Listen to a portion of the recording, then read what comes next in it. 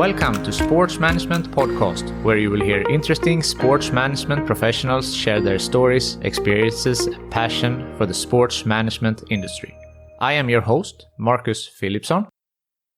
Welcome to episode 156 of Sports Management Podcast. If you have ever learned anything from this show, please show your gratitude by subscribing to the podcast in your podcast app. And if you feel extra generous, leave a 5-star review.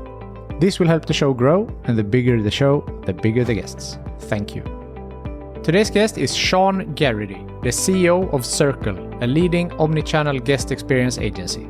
Shawn was also instrumental in launching SEICon, the Sports, Entertainment and Innovation Conference in Vegas, with guests like Nancy Lieberman, David B. Falk, and David Levy, happening now in July. Moreover, Shawn has over 30 years of experience from the sports industry, and in this episode, we spoke about growing up a military brat, why he chose to go to college, being an offensive lineman for Syracuse Football, working with the NHL draft at the Las Vegas Sphere, SEICon, the upcoming Sports, Entertainment and Innovation Conference, and much more. Shawn Garrity, welcome to Sports Management Podcast. Thank you very much. I'm honored to be with you. Thank you, Mark. Really appreciate having you on. So for those who might not know who you are the CEO of Circle, a leading omnichannel guest experience agency. So can you tell us a little bit about what is Circle? Yeah, so started Circle just over 10 years ago. I've been in the industry for about 35 years. Educated at Syracuse University on the advisory board of the Falk College there. And certainly very proud of that. But I started a series of agencies over my career. And, Omnichannel really is a big world in today's makeup, as you know. Looking at how brands, how entertainment companies, how various groups operate, you're really looking at an internal and external initiative to how you do things, from your broadcast, your hospitality, your live engagement, your tours. And I think it's even looking at your internal culture of how you manifest your own teams, and then how you interact and engage with your audiences and with your customers. So that's been a lot of our focus. We just had some involvement with the NHL draft at the Sphere. Have done quite a bit of the entertainment and engagement and hospitality work with the Sphere itself. On tour with a lot of spirit brands at Coachella, Governor's Ball, South by Southwest. So really enjoy being in great face-to-face marketplaces, but driving social, digital, hospitality, and developing some dynamic and highly evolved guest experiences. That's really cool. And you mentioned the draft. I'm a hockey guy, so, follow that a lot. So being at the Sphere as well in Las Vegas, really cool. So you mentioned you did some work there. So what were some things that you have done surrounding the draft? Well, first of all, the Sphere itself is just ridiculous, right? I mean, it's world-class, very dynamic, and they're amazing people to work with. But, through the great relationship with the Sphere, they were kind enough to introduce us to the NHL. So we basically have some creative branding and shell schemes and functional to branding space that they use. They can come in for the event, manifest their brand effectively, and then, get out of there in an efficient way without obstructing anything that's happening within the ongoing operations for the Sphere. So great opportunity to be there with some of their functioning space, some of their brand space. And anytime you can be a part of something historic like that, it's truly an honor. Of course. So you mentioned you have started some companies. You also co-founded the MSL Sports and Entertainment. So yes. How did you get into this field and, becoming an entrepreneur and being on the guest experience side? Yeah, it's a great question. Based out of New York City, and I started in trade shows back in the late 1980s, and the mix and the way things happened at that time, you would go to a customer and say, okay, what do you need? Let us give you some solutions to give you what you're asking us for. Very reactive. And as we started working more with architects, ad agencies, getting more towards strategy, not just tactics, it allowed us to be more proactively creative and become a bit more of a mentor for our clients, not just an order taker. And as you know, when you're not a commodity, your ability to stay with clients longer and do better work becomes more available. So as I went to New York from the trade show industry, MSL and several of the other companies I've been involved in, give us a chance to understand more strategy, broadcast, live entertainment, hospitality, tours, logistics, get the whole mix of what brands and organizations are looking to do in today's dynamic marketplace. Yeah, exactly. So and now the Circle is more focused on sports, or so are you also working outside of the sports industry? Yeah, doing quite a bit. We actually started in music primarily. We worked with MGM on their festival village, their festival grounds. So events like Rock in Rio, iHeartRadio Festival, Route 91, a wide variety of large scale outdoor entertainment events. With that, we were also doing B2B programs with great clients like Adobe, Hexagon, ARM, doing conferences, trade shows. But we've also done our fair share of design and building the hospitality space as well. World famous Losers out of Nashville. We did a great recreation for them in Vegas at MGM Grand, also in Belize, right on the water, on a dock. So we really love great projects. I think that's what's in our DNA. And it's nice to be able to not be too specialized. That if it's design, build, hospitality, and the whole omni-channel integration, you can more select great projects, not say that's our business. Whether it's a good project or not, we kind of have to do it if that's where we're limited to be. Yeah, I understand that. But you're a sports guy, so I know you have, play college sports. So I guess it's also, nice to be working in the sports as well. Although, as you said, if there is a nice project outside of sports, of course, you can take that too.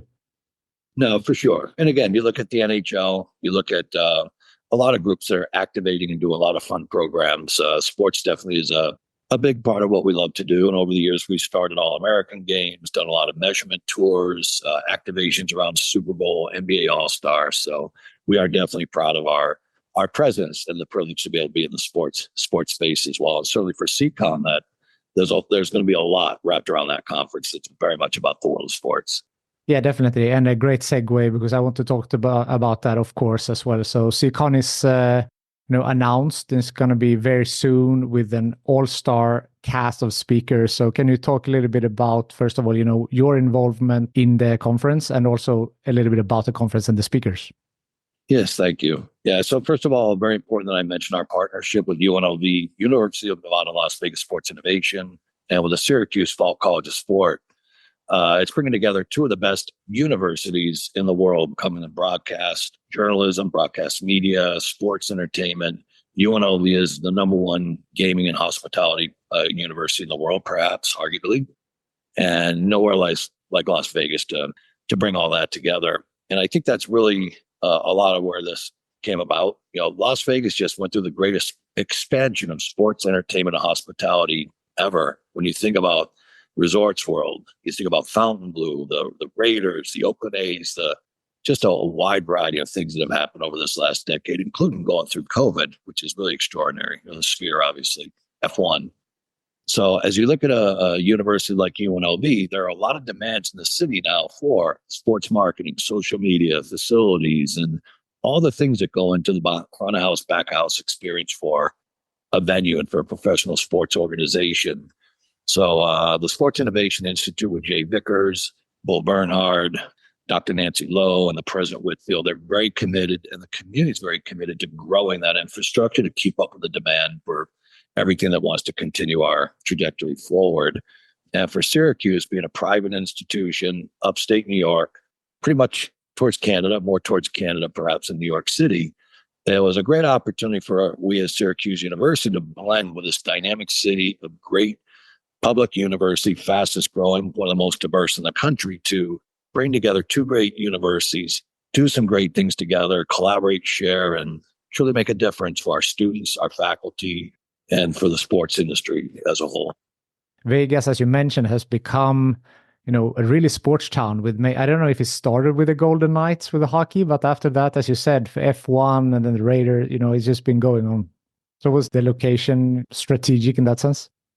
Yeah, no, it's a great question. I think really I'd like to recognize Jeff Motley and the Las Vegas Motor Speedway, where NASCAR really was our start years ago. That was the first big move where we got the Speedway, a lot of the big NASCAR race events. That's really drag racing.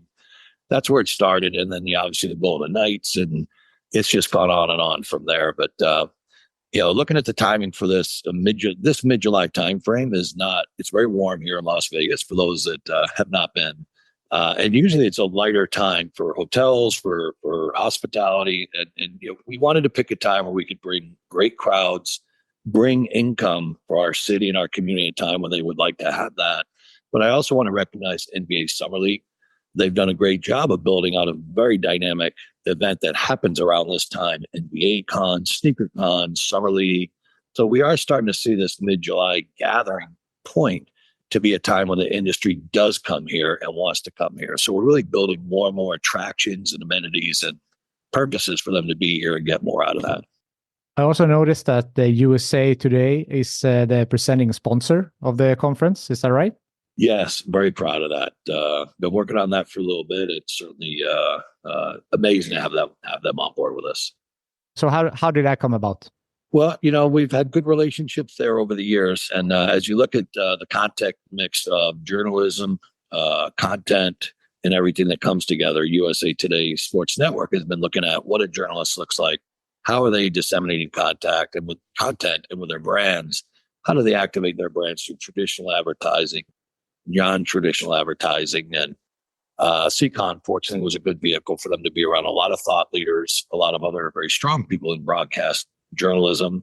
And as we look at brands being connected to these B2B events and our vertical events, it just seemed like a great fit.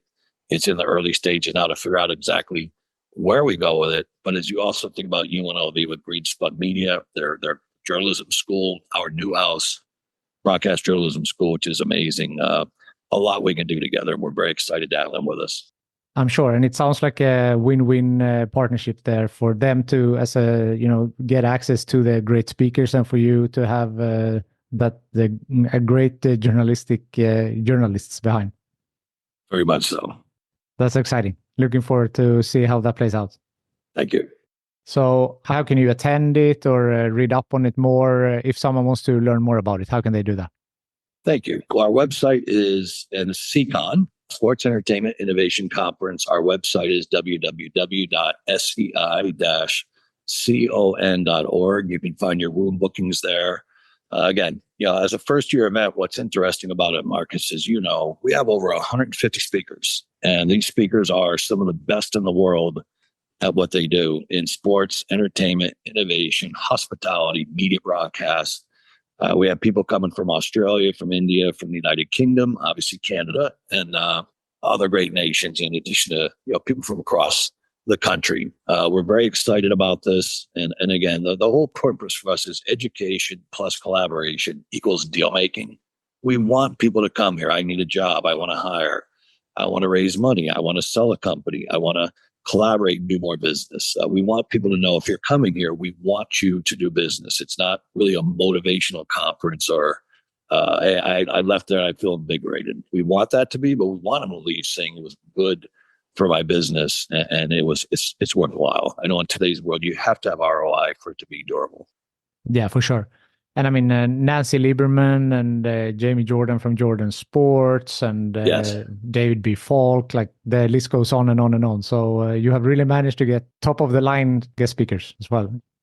Thank you. And I think to that point, obviously it's the Falk College of Sport at Syracuse. David Falk has been extraordinarily generous to our alma mater, Syracuse University. He's very involved. But, you also think about David Levy, John Wildhack, Susanna Baer with the CEO of the Dream. Could just keep going on. And the good news is they're coming to learn themselves. They're coming to be with their community. A lot of conferences, what we've heard, Marcus, is you go, you listen to speakers, and people kind of run and they leave. And our point is that's the beginning. Stay, socialize. We have a lot of social events. We have a lot of hospitality. We have an app when you register that allows you to see who's coming and book appointments directly with them. This is a very open platform gathering that wants to have meetings and collaboration, not just you listen to people and you hope it might have been worth your while at the end of the day. Yeah, and you mentioned that the speakers are coming to listen and learn as well, and that's something Yes. I've noticed doing this podcast, that executives and very successful people in the industry they are not done. They always want to continuous learning and asking and all the time. Yeah, and I think that's really it. We all have to go. We have to go back to class. When you think about AI now, and you think about health sciences, and you think about social advancement, and just all the different aspects. Or now you're in sports, but you need to know music. You need to know you're curating hospitality experiences, your venue, and what that looks like in today's world. A lot of us, with what we thought we knew a decade ago, it's all changed. And if you think about the past and really where we are now, the most important thing is where are we in the next 5 years? You can't even say 10 years right now. what does it look like in the next 5 years? And I think that's the most important aspect we're going to focus on. Where were we? Here we are now, but now what? Where do we go from here? And our view is the best is yet to come. More expansion, more opportunities, very dynamic, more personalized. And that's the thing we're most excited about for the future. It's about the innovation. That's really the star of our gathering. That's a great point. And you work in industries that are ever changing. You mentioned music and sports and so forth. So how are you staying up to date or trying to predict the future to stay ahead, or at least, keeping up? Well, it's a funny thing. And I'll say this is where I'm a little bit selfish, and our team with Falk and UNLV are selfish. We started from zero as a new conference about 2 years ago, just under 2 years ago. And our database right now is almost 1,600 people we've talked to. And of those 1,600 people, it's amazing the intelligence and the variety of thought, but also some of the commonalities that come out of it. All these verticals have a lot of commonalities and then their nuances. But we have had the chance to learn so much. And every topic we've shaped and changed and revised, and every speaker configuration has been based on listening. Every phone call, something evolves. And again, we've been very supportive that the people speaking and many that are coming and those that will be with us for the future have helped us to shape what this is. And we're just getting started. Exciting times. Yes. You mentioned David B. Falk and that he's very generous to the alma maters, and you are still in contact with that university, right? Yeah, very much. I've been on the advisory board for almost 15 years now for the Falk College. So it's been amazing watching our growth trajectory. And now you look at it over 15 years, we have almost 3 rounds of students that have graduated, gone out into the world. Now they're hiring their next generation of students. So you have the accomplished individuals that came on the board to accelerate what we want to do. But now you've had that first round of graduates, and we're literally in the next generation, but they're now hiring the next generation. So again, we're very proud of what our faculty has done, what our alumni have done, and what our current students are doing. And the funny thing is we all look at one another and we look at how exceptional these young adults are. We say we would not have been accepted. And I just don't think we could have done what these young adults are doing now. They're truly exceptional, and we're very proud of them. I'm sure.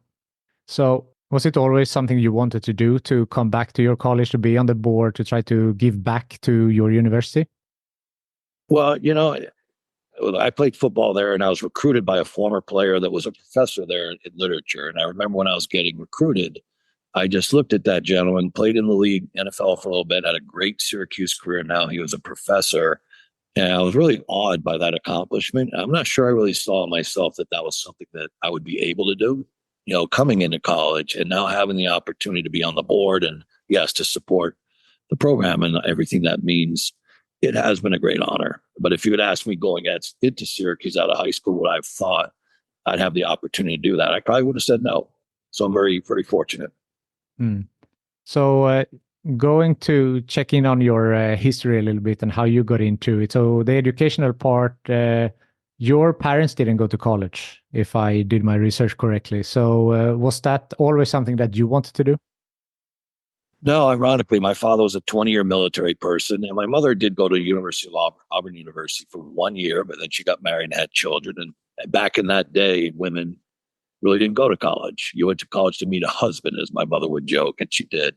So she never went back to college, but she had an amazing career. She's one of the most hardworking, talented people I ever knew. But my father was military, and that was probably my plan. But somewhere my freshman year in high school, it came to be that I might have a chance as an athlete to be able to play and go to college. And I probably went to college more for athletics, with college being something important to do, but not going to college at university as a scholar. But ultimately, at the end of the day, that was the most important benefit I did receive from that. What did you study during your time? Well, it took me a little bit to figure out where I was going. And I ended up going into communications, and I called it the ultimate BS degree. But really I undervalued it at the time, but what it did prepare us to do and prepare me to do is to organize thoughts, convey ideas, to listen. It allowed me to be able to have interpersonal relations, create ideas, presentation skills. And I find out in the world now, as smart and as advanced as people can be in their information, the ability to shape their ideas, convey their ideas, and to interact at a high level is probably one of the bigger assets anyone can have, and it might be one of the bigger challenges that a lot of people have coming out of college. It's just been my observation over the years.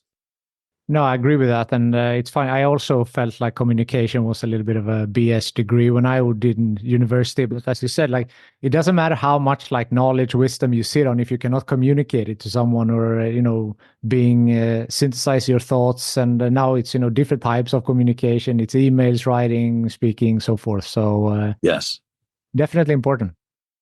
Well, I guess that we're two BS artists together. Yeah, exactly.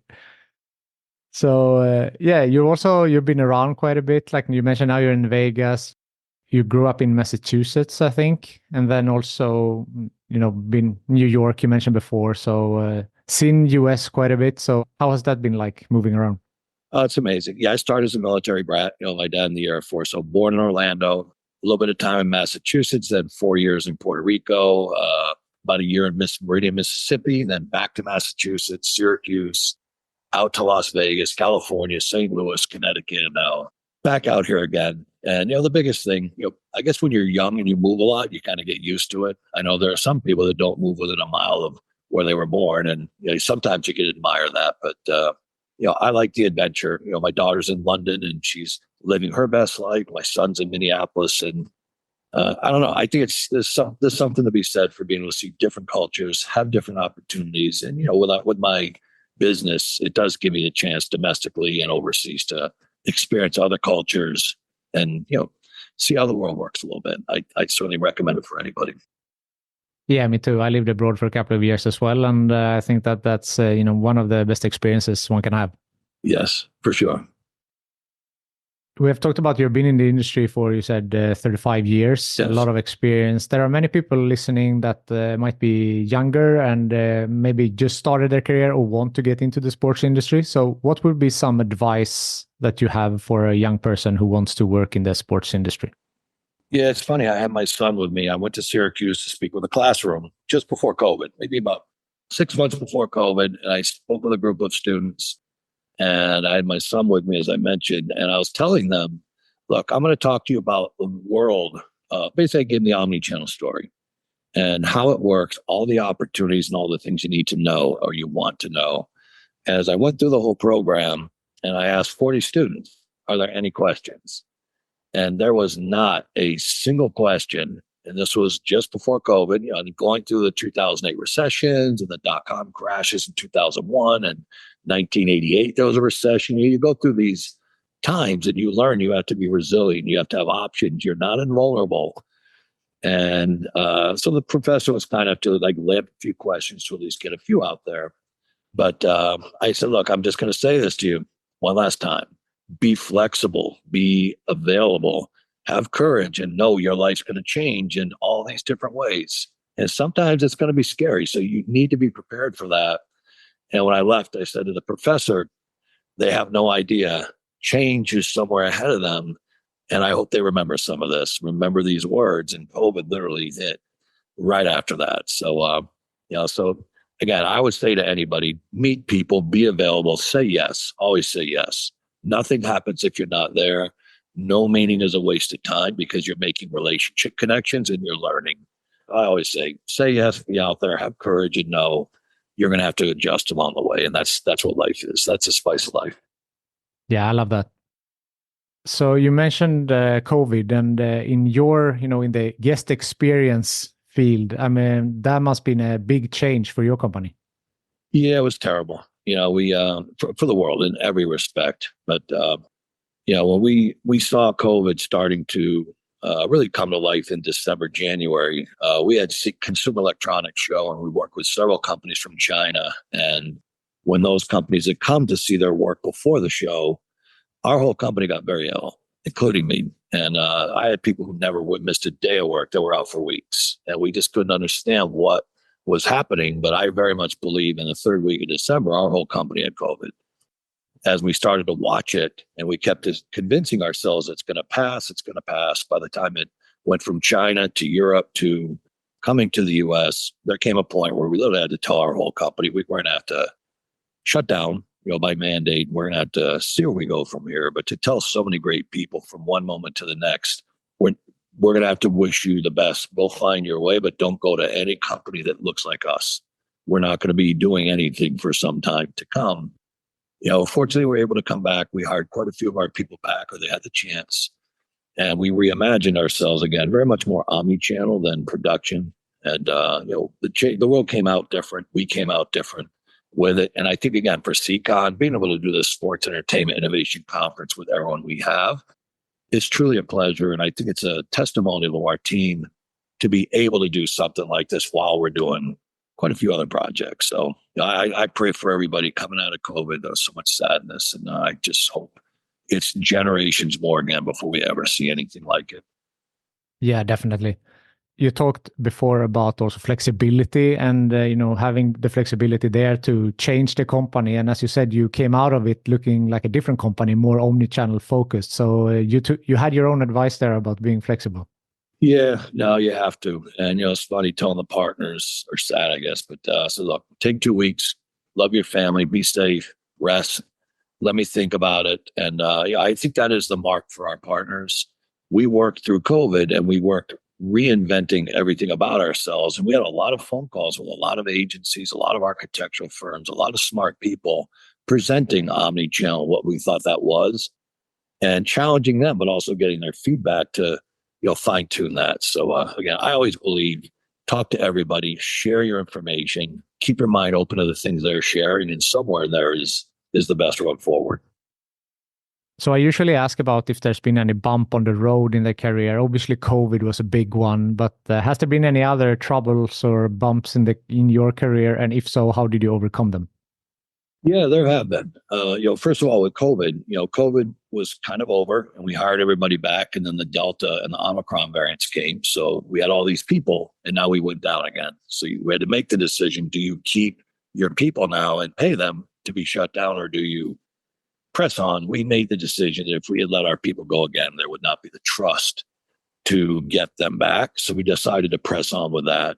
With a market crash, I had a public company, and with the stock market crash and the real estate crash, you couldn't raise money anywhere. And now you've got a public company that can't raise capital, and you've got to reimagine what you do there. We had a very large event that we had to postpone, and we paid millions of dollars backwards to people because it got postponed, that we had to pay, because you're the promoter and you have two choices. You can bankrupt the company, or you can pay backwards and then try to have the opportunity to pay forward. So, I always say, who someone is in the bad times. It's easy for someone to be magnanimous when it's good, but when it's the bad times, I think that's when you kind of see who somebody is. Definitely. So you have been president, co-founder, CEO. You've been in leadership positions for many years. So how would you describe your leadership style? It's evolved over time. I think in the beginning, my view was if you just give people the right resources and the right environment, they will excel. I think I'd still believe that in its general sense, but I also think people want leadership, and you can't just leave. Different people have different ways of responding to autonomy and to their goals, but then also you have to bring in your standards. And how it's ultimately evolved. We're in a business where people work day, night, weekends. You can't ask where someone is every day at time, because there are times where they're working and you don't know what they're doing. So you have to have trust that you hire the right people, give the right culture of trust. But we do have a saying, it's from a book that I very much am a fan of, but it's how you do one thing is how you do everything. And we do have that standard now that we want to be the best in the world. And that's something that is defined by us. And generally our customers will determine where we are by our performance. But I do say to our teams all the time, and I measure myself, how you do one thing is how you do everything. And you are the 5 people that are around you the most. So if I'm looking at the people around me and there's struggle or problems, I'm struggling and having problems. But if we hold ourselves accountable that everything should be excellent, everything you do, or you're striving for that, good things will happen. But if you start dropping your standards, that's where problems come about. And I think people expect and require leadership to maintain that standard. It starts with you, and then you earn your culture to follow suit. I like that. And also, there was a study that if someone sits next to a high performer, for example, in an office, they perform better as well because you get influenced by other people working hard. And yeah, very true. I don't know if you've seen some of Nick Saban's sayings, but he's obviously recruited elite talent and he's held them to very high standards. But he said to them, "What I'm here to do, you're all elite. Now I need to find out if you have the attributes to mobilize that. And what I'm looking for is those of you that don't want to do it and you want to tear down those that do. My job is to clear out the ones that won't do it, so the ones that can do it are obstructed." And he's always looking for the people that don't get it and never will, and get them out of there. And people may not like it, but his results speak for themselves. Yeah, definitely. Yeah, we mentioned that the event is coming up now very soon. So anything else you want to mention about that before we sign off here? No, first of all, I want to thank you for this time and all the homework you've done. I appreciate that. That means a lot to me. I just think for what this is, it's an important conference. We have our Las Vegas conference coming up. Obviously, we have our more intimate 100, 200 person events. That'll be New York, which is agency brand media, Washington, D.C., which is public-private sector collaboration. We have the UK, which is more focused on innovation. We're working right now in Saudi UAE with an advancement conference. And we've also got some early movement on a sustainability conference for Houston. But these are more your thought leaders, more intimate events that feed up to our bigger Las Vegas event. But no, we welcome everybody to come. It's SEI-con.org. We're proud of everyone that's going to be there. And I know they'd love to have you with us. So I do thank you for the time and all the great questions. It's very kind of you. Thank you, Shawn. The pleasure is all mine. And I hope that people check out the conference. And it looks really interesting. As I said, top class speakers. Thank you. I like to end these podcast episodes with a networking question, and excited because I know that you have a large network. So who from your network do you think would be a good guest on this podcast? Who do I think from my network? Wow, there are so many. I will tell you honestly that I'll give you one of my most special and inspiring people that I know is Nancy Lieberman. And what's great about Nancy, obviously, in the Basketball Naismith Hall of Fame as a player, individual player for the Olympic team, the 76 Olympic team. She just got in and tried again, but working with the Big Three with Ice Cube, having had a try with the Lakers back in the day with Magic Johnson, currently working with the Oklahoma City doing their game broadcast. Just everything she does, she is incredible. And I think she has a perspective from being a player, a coach, being in the business. She's got an amazing nonprofit, working with communities using basketball as a vehicle. So I'd say Nancy Lieberman. Nancy would be a great guest. Yeah, she's incredible in every respect, exceptional. Shawn, thank you so much for taking the time to be on Sports Management Podcast. It's my honor. Thank you very much, Marcus. I'm very grateful. Thank you for listening to the Sports Management Podcast. Please hit the subscribe button so you don't miss out on any upcoming episodes. Also, feel free to leave a comment about what you thought about this episode. If you want to get in contact with me, send an email to sportsmpodcast@gmail.com or hit me up on Facebook, Twitter, or Instagram @SportsMPodcast.